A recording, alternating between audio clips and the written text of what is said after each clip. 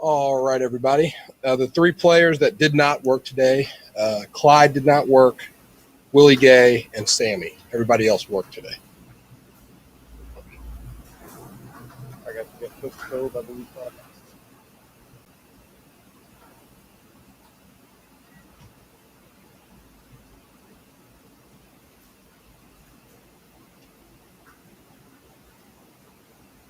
Hey, Brett. Hey, Coach, you ready to roll? Yes, I'm ready. All right, we'll start first with Adam Teicher. Go ahead, Adam. Hey, Dave. Hey, Adam. How you doing? Great. I wanted to go back to the fumbled punt in the the Chargers game.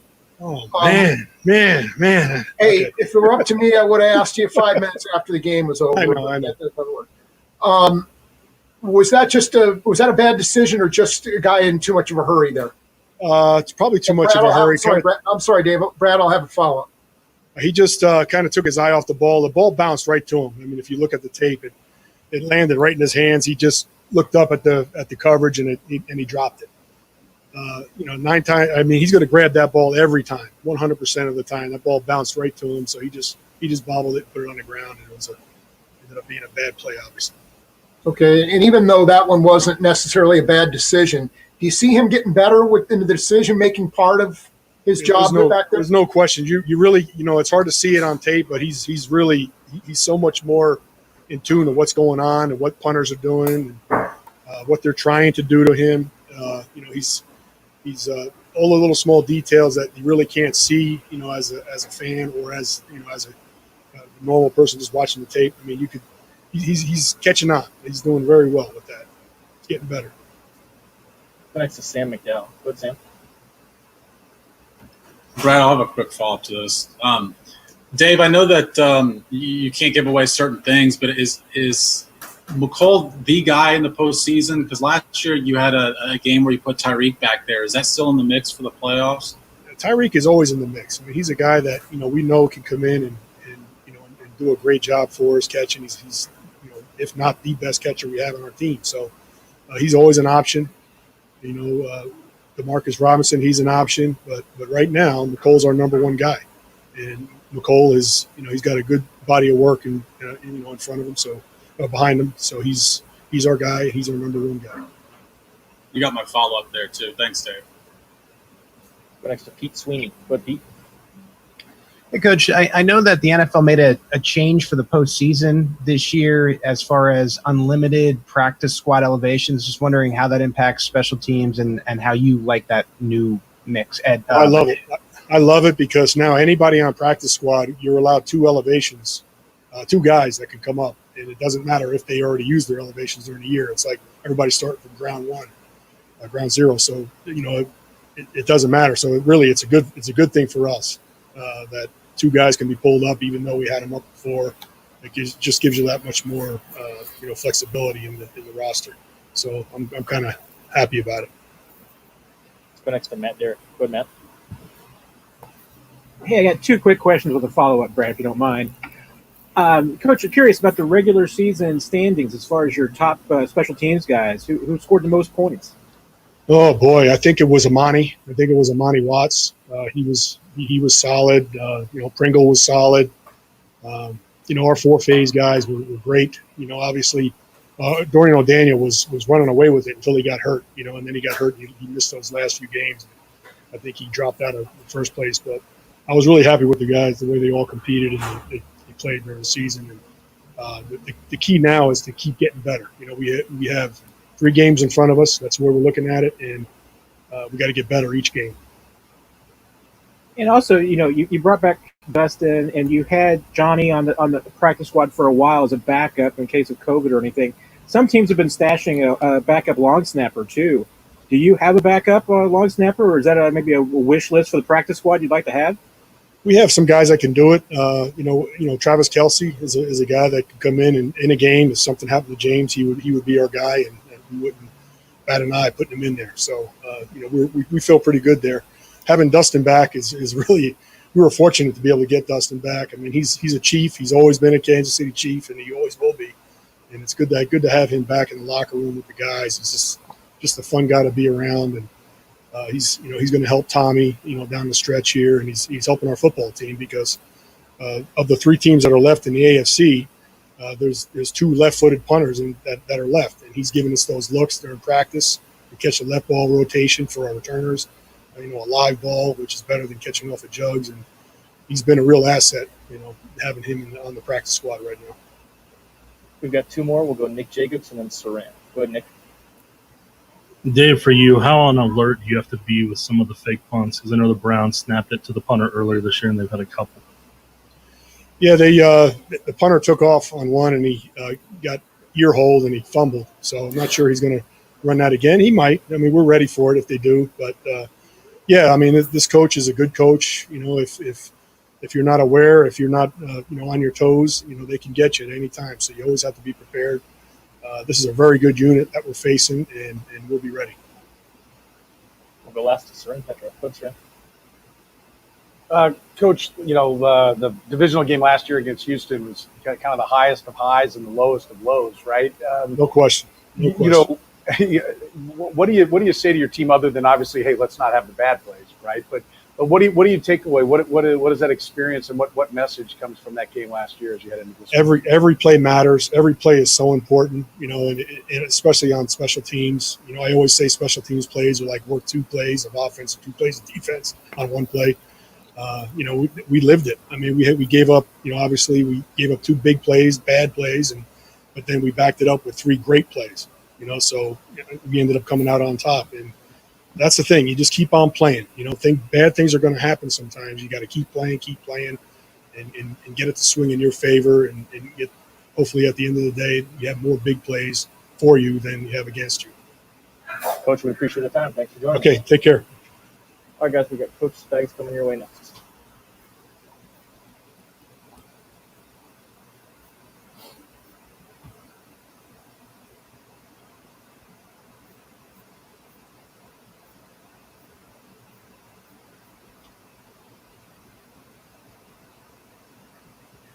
Hi, Coach.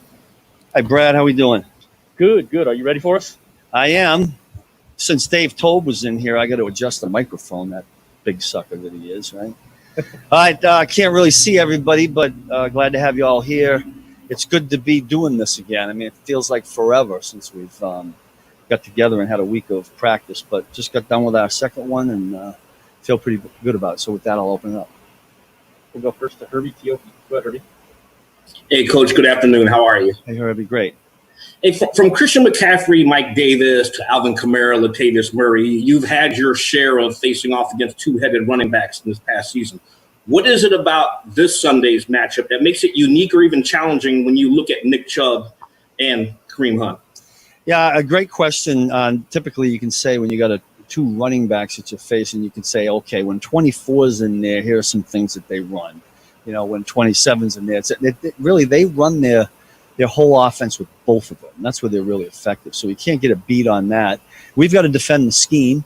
What makes it challenging, their run scheme to me, what makes it challenging is the fact that Baker Mayfield, their misdirection runs are really him running boots and movement passes. And that's where our eyes got to be right.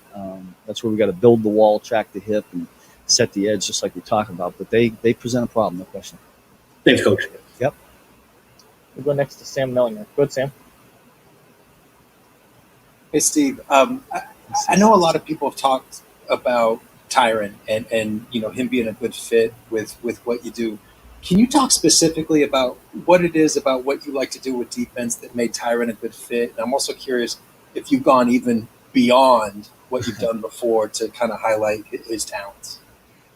That's a good point. I hadn't thought about it until you just said that, but I'd probably say yes, that we have gone a little bit more beyond, because there are some things that we do with him now that I don't recall us doing in prior places. So, and really that's because first and foremost is him from the chin to the hairline. You're talking about an intelligent football player that loves it. And you know that if you feed something to Tyrann, he's going to get it, and he's going to know why. And in the game of football, I mean, we lay out all these plans, and you go from Monday to Saturday and into Sunday, but things change so quick on game day. And the one thing about Tyrann is you can go over to him and say, let's tweak this or do that. He knows exactly why, and he does it. He's great to have. The other guys, a guy like that, we all focus on what he does, the stats and gets the interceptions, tackles, the whole thing. But to me, one of the greatest things about having a guy like that is how he makes the other 10 better. And I truly believe that he does that with our unit because of the confidence that they have in him and the communication and plays he's going to make, et cetera, et cetera. Let's go next to Therese Taylor. Go ahead, Therese. Hey, Coach Spags, how you doing today? Hey, Therese. Hey, quick question for you, man. Obviously, there's a lot going on in the world right now, and people across multiple industries are trying really hard to find common ground so they can accomplish big goals. The NFL locker room is actually a great example of that. So my question to you is, what have you as a leader, what has Andy and your captains done to maintain a positive and healthy locker room culture amid these trying times? And Brad, I have a quick follow-up to that. Yeah, awesome question. And if I was to guess, when you talk about our leaders, Patrick and Tyrann and a bunch of other ones, it's just the level of respect that they show to all people, and it's visual acts of respect. It's not just talk with our guys. And our guys are close in the unit, and I think sometimes when all these things are going on around, and there's one thing I think that gets missed here, like coaches, we're in this building. And we're kind of behind these walls. We don't even see the real world. But our guys have to leave here every day. And they have to go out and be real people. And my guess is the guys that we're talking about, the leaders, have just projected and represented us really well. And I go back to character and respect, and I think we got a load of that on our team. I understand. And I mean, you've been in the league a long time, just like Andy. Like in general, like you've been a part of some really good teams, some winners. So like does in your experience, do politics come up at all in the locker room? And if they do, like, how do players kind of walk around that or deal with it, or do they talk about it head on? Yeah, I'll be honest with you. I don't spend a lot of time in the locker room, quite honest, and being truthful. Now, listen, in our meetings, you go back to when everything was kind of in flux, back when we were having our virtual meetings. We made it a point in our virtual meetings to talk about that pretty much every day for a pretty good period of time. I just wanted the guys to know that it meant something to us as coaches. It wasn't just lost. It wasn't just talk. And then I think our players just kind of ran with that, which I thought was really, really good. Let's go next to Adam Teicher. Go ahead, Adam. Hey, Steve, you talked a minute ago about Tyrann Mathieu and how he kind of makes the 10 guys around him better. How unusual or rare is that? You run across a number of guys over the years who you could say that about, do you feel like, or no? Listen, they're few and far between. But there's a few guys against Antonio Pierce in New York, Brian Dawkins in Philadelphia, James Laurinaitis when I was in St. Louis. Our unit had a really good year the second year, but he was that kind of guy. It's the guy, even Anthony Hitchens is the same way with us here. It's the guys that can walk in each individual grouping, whether it's D-line, linebackers, DBs, and they just kind of get along and people respond to them. Those are the kind of guys that you need as many of those guys as you can get. I think we have a few of those guys that can do that, can talk to all the groups, and they listen. People respect them. We've got time for a couple more guys. We'll go Nate and then Nick. Go ahead, Nate. Hey, Steve, I have two questions for you. The first is a follow-up to Herbie's question about the running backs.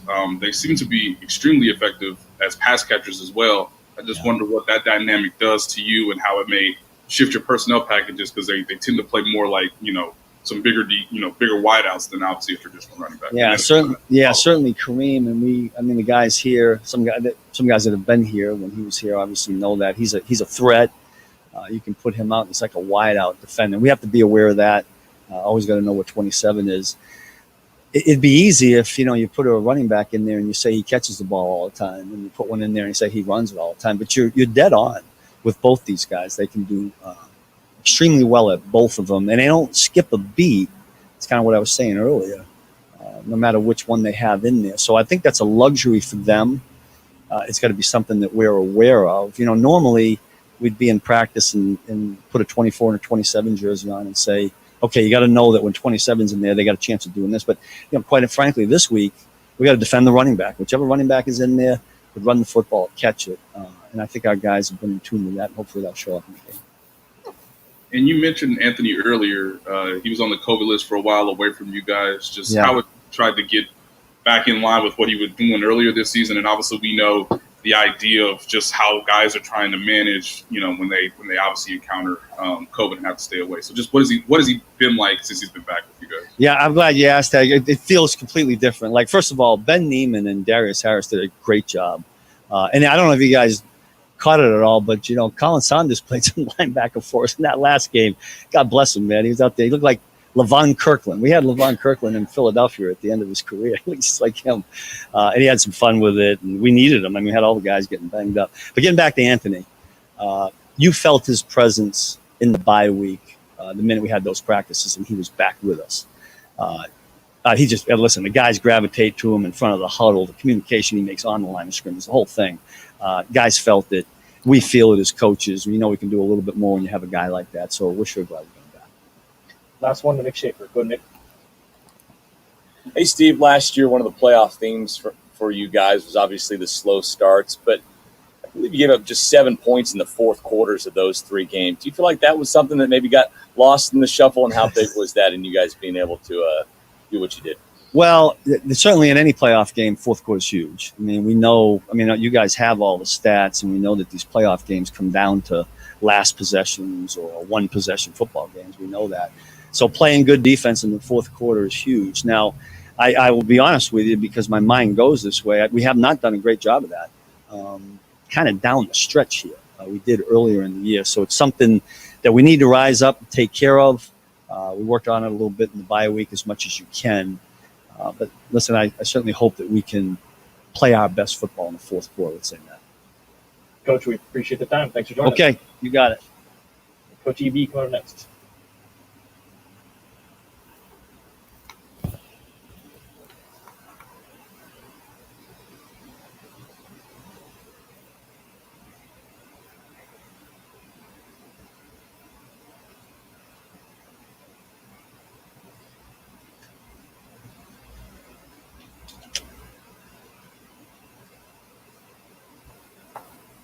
Hey, Coach, we're ready whenever you are. All right. Good afternoon. I know it's been a few weeks, but hopefully everyone has remained safe. Hopefully everyone's families are safe as well. Feels good to be back out on the practice field. Our guys last week had an opportunity to get back to some fundamentals, some things that we felt that we needed to work on to help us moving forward. On top of that, we got guys getting re-energized and getting a little bit more excited about the opportunity that we're going to face this week. So with all that said, I'm all ears. Let's go next. Nate Taylor. Go, Nate. Hey, EB, I have 2 questions for you.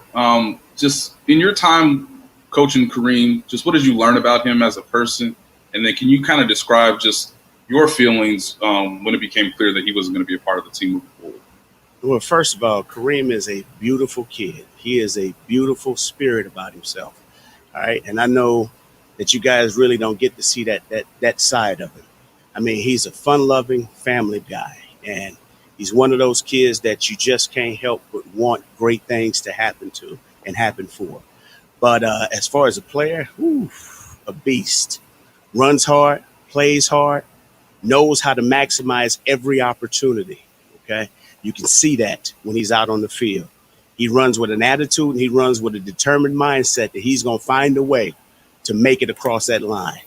And then, obviously, losing him, that was a different deal. And obviously he's been missed, but more than anything, I'm proud of the growth process that he's going through. I'm proud to see where he is. I'm proud to see him still pursuing his goals and all the accomplishments that he has made. And I mean, hell, he's like one of our own. And I know we'll be facing him this week, and that'll be a little different. But when it's all said and done with, I know he'll come out and do exactly what he wants to do. He's going to play hard, and he's going to play fast, and he's going to be the best running back that he can possibly be for them. Let's go next to Pete Sweeney. Go, Pete.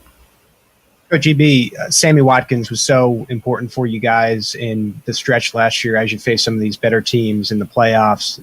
A little unclear. I won't ask you to comment on the injury, but if he can't go, how do you feel and how confident are you in you guys to be able to replace everything that he's able to do? Well, you guys have heard me say this before.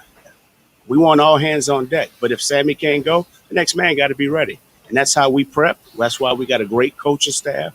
We believe in our coaches. Our coaches are great teachers. They're great communicators. On top of that, they've developed an outstanding relationship with our players to get the best out of them. So if Sammy's out there, we know exactly what we're going to get. If he's not out there, then you know what? It's okay. The next man will step up. Let's go next to Herbie Teope. Go, Herbie. Hey, Coach, good afternoon. This is the obligatory question because you were kind of a busy man last week. How did the job interviews go, and what was your biggest takeaway from virtually meeting with, I believe it was 5 of 6 teams? Well, Herbie, let me just say this, okay? First of all, it was an honor and a privilege, but that's not what we're here for, all right? We're here to talk about the Cleveland Browns. And you've heard us talk about this before. We eliminate all distractions, okay? At the end of the day, my focus and attention is on the Cleveland Browns. This is a great team, and they're playing some great ball. They got some young guys up front that are playing tremendous. They got some guys on the second level with those backers, and they got a heck of a secondary group. One of those guys we're very familiar with. So we're looking forward to this challenge. I know our guys are fired up and excited. They're refreshed. They've hit the reset button. Now it's time to get out there and produce and show exactly what we're about. Got time for a couple more. We'll go Todd and then Nick. Go ahead, Todd. Hey, Coach, I wanted to follow up a little bit on Kareem. Professional football is different than college football. I mean, you got to do the job or you're not going to be there, and if you get in trouble, you're gone. As you were his running backs coach his first year, I imagine you're pretty close to him. How disappointed were you for him that he got himself in a situation where he couldn't be on the team anymore? And is he someone you follow up with and stay in contact with and check and see how he's doing? Well, first of all, if you've ever known anything about me, I keep a personal relationship with all my guys because not only do I take pride in coaching them, but also, too, it's all about getting to know the person and knowing the ins and outs of who they are and what defines them and what makes them the special person that they are. And so, obviously, it's one of those things. Yes, I do follow exactly what he does. I'm paying close attention because I'm obviously going to be a fan. I'm going to always be his fan. But when it's all said and done with, for whatever reason, things happen in life. All right. And sometimes when those things happen, they end up being more of a learning lesson and a life lesson moving forward. Because sometimes, you guys have heard me say this before, sometimes without no bad luck, we wouldn't have any good luck at all. So it's unfortunate what happened. Okay. And I think Kareem would tell you the same exact thing. All right. Nobody wants to have a separation that way. But when it's all said and done with, it has benefited him in the long run because he's grown, he's matured, he's a better person. He understands where he fits in this world. And I am so proud of the man that he's becoming. And obviously what he does on the field speaks for itself. I will always be proud of that.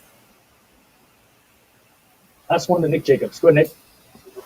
Eric, for you, I'm curious about defensive coordinator Joe Woods. You've had a couple chances to go against him when he's the Broncos DC, and then in the Super Bowl with the 49ers. Kind of what's his scheme, what's his style like? You know what? Joe is a laid-back, cool customer. He's very smart. He's very intelligent. And, I mean, he's going to watch everything that we've done. And I wouldn't be surprised if he's pulled out tape from the Bronco days and from the Raider days when he coached there. And I know he's going to pull out some tape from last year's game in the Super Bowl. So one thing about Joe, you don't have to worry about those guys not being prepared. They're going to be prepared because that's who Joe is. And he's fundamentally sound. He's going to make sure those guys are focused and locked in on the details of what they need to do. And, it's kind of tough because knowing Joe as well as I do and knowing Kevin Stefanski, all of us have a prior relationship which has grown over the years. I've been their biggest fans and just watching those guys. But at some point we have to meet. And so this weekend, looking forward to that battle, that matchup. But on top of that, I do understand this. It's our job to make sure that our guys are ready. And it's our job to make sure that we're putting our guys in the right situations, okay, to be successful. And so that's what we're looking forward to. And fired up. Can't wait. Coach EB, we appreciate the time. Thanks for joining us. Thank you. All right, Herbie. All right, guys. We got Tyrann Mathieu coming in next.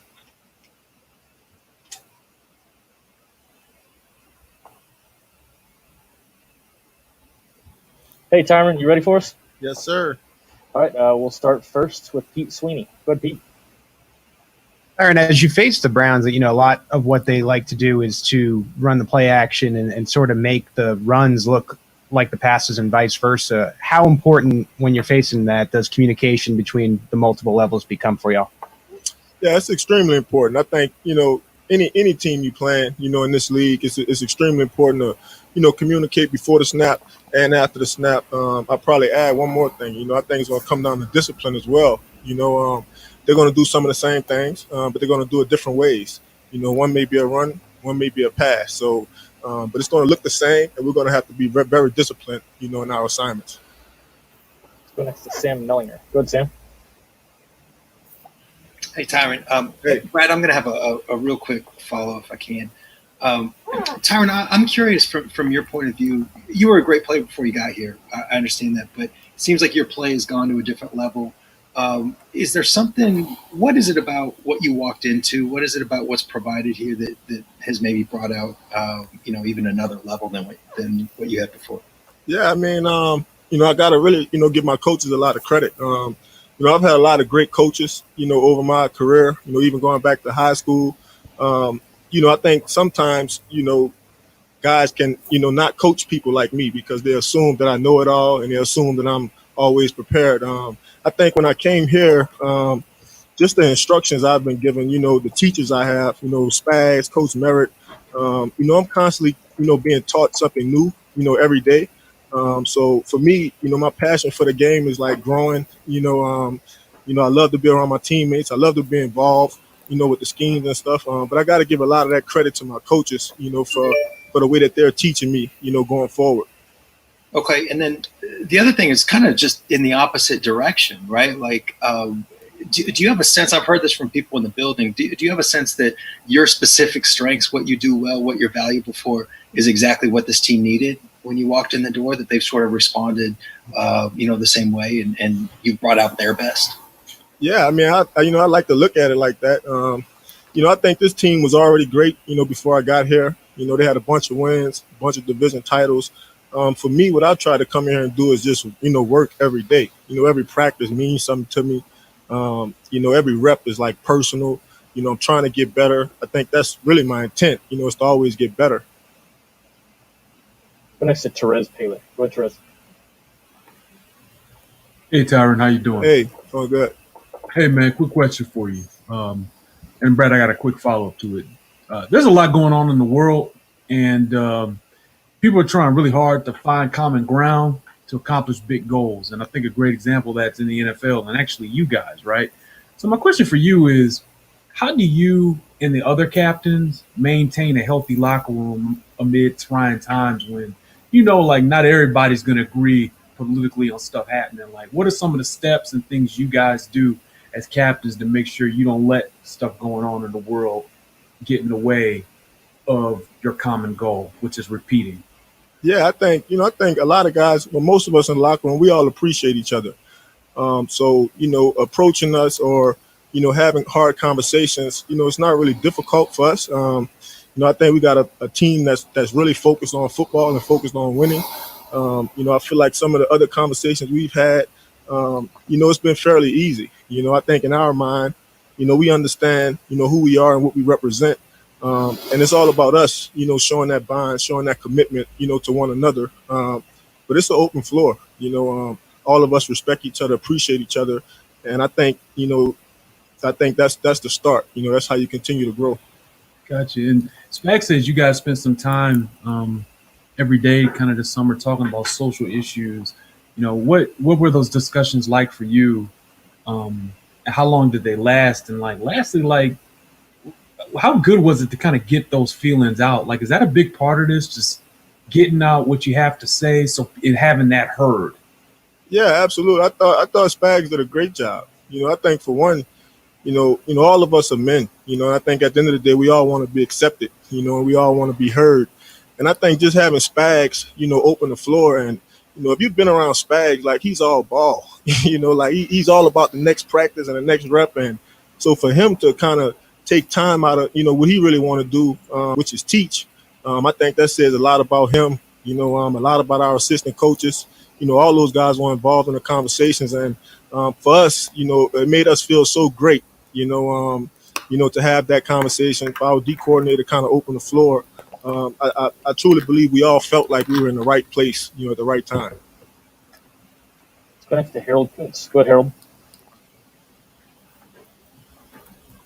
Hey, Tyrann. Hope you're doing well, man. Hey, doing good. Two quick questions.